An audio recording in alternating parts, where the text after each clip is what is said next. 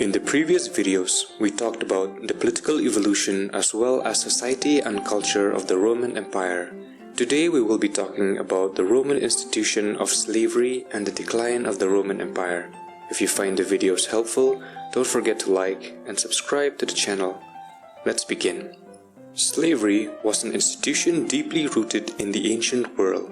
But in no society throughout human history, the use of slaves was so prevalent as in ancient Rome. Rome, like Greek, was not just a society with slaves, but a slave society. It was because slave labor was employed on a very large scale in production. The slave mode of production was the dominant mode of production in the Greco-Roman world.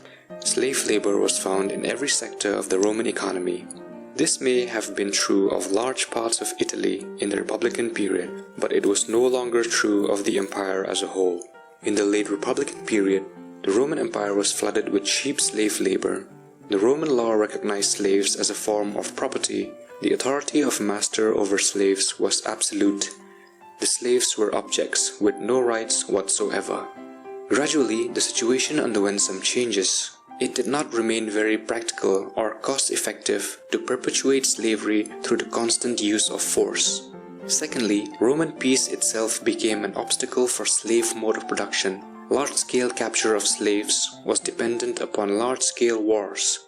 Declining territorial conquest left fewer opportunities for capturing slaves. Due to short supply, the price of a slave shot up. Also, slave breeding was found to be less profitable than slave capture. Thirdly, the incidence of manumission, meaning releasing a person from slavery, was also much higher in Rome. Moreover, unlike hired workers, slaves had to be fed and maintained throughout the year. This increased the cost of maintaining slave labor. These factors led to the drastic decline in the use of slaves and resulted in the deperpetuation of slavery. Final centuries of the Roman Empire experienced cultural transformation of the Roman world. The final fascinating period in the evolution and breakup of the empire, broadly spreading from 4th to 7th centuries, constitute a landmark and is described as late antiquity. After 395 CE, the empire was permanently split in two halves, the Roman European Empire and the Eastern Roman Empire,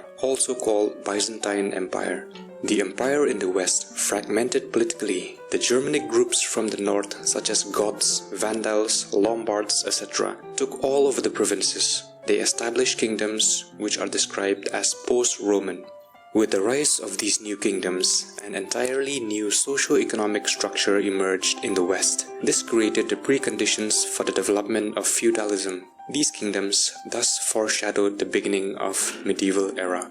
In the east, the empire remained united. The Byzantine Empire soon recovered from the upheavals caused by the Germanic invasion. It re-annexed some of the Roman territories in North Africa. The Byzantine Emperor Justinian I briefly unified the eastern and western provinces. The emperors consolidated their position in West Asia, but their eastward advance was checked by the Sassanids of Iran. The war had flared up between Iran and Byzantine. Iran launched an invasion on a full scale. In the meantime, Islam expanded. Its expansion is called the greatest political revolution ever to occur in the history of the ancient world. Within 10 years of Prophet Muhammad's death, the Arabs captured large parts of the Eastern Roman Empire and the Sassanid empires. The emergent Islamic State unified the Arab tribes.